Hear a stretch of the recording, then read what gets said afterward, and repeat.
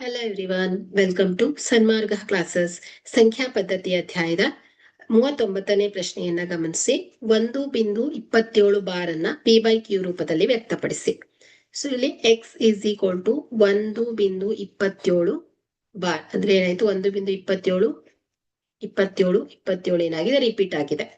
Okay, so ಇದನ್ನ ಸಮೀಕರಣ 1 ಅಂತ ಇಟ್ಕೊಂಡ್ರೆ, ಸೊ ಇಲ್ಲಿ ದಶಮಾಂಶವನ್ನ ಬದಲಾಯಿಸಬೇಕು. ಅಂದ್ರೆ ಗುಣಿಸಿ 2 ಪುನರಾವರ್ತಿತ ಅಂಕೆಗಳು ಯಾವ್ದು ಹೇಳಿ, 2 ಮತ್ತು 7. ಸೊ ಅಂದ್ರೆ 100ನ್ನ ಎರಡೂ ಬದಿಯಲ್ಲಿ ಗುಣಿಸ್ಬೇಕಾಗತ್ತೆ.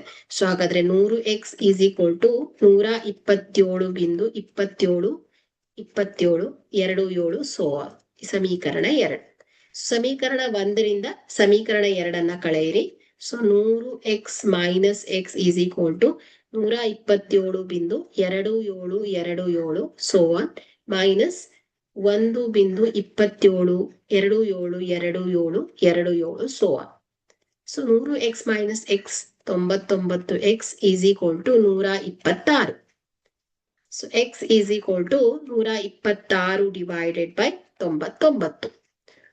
ಸೊ ಈಗ ಇದನ್ನ 3ರಿಂದ ಭಾಗಿಸಿದಾಗ, ಸೊ 3 4 12, 3 2 6. ಸೊ ಇಲ್ಲಿ 3 3 9, 3 3 9. ಮತ್ತೆ 3ರಿಂದ ಭಾಗಿಸಿದಾಗ, so 3 1 3, 3 4 12, so 3 11 33. So is equal to 14/11 ಬರುತ್ತೆ. ಸೊ ಹಾಗಾದ್ರೆ p/q ಇದರ 1.27 ಬಾರ್ ರೂಪ ಏನಾಗತ್ತೆ ಹೇಳಿ, 14/11 ಆಗಿದೆ. Thank you.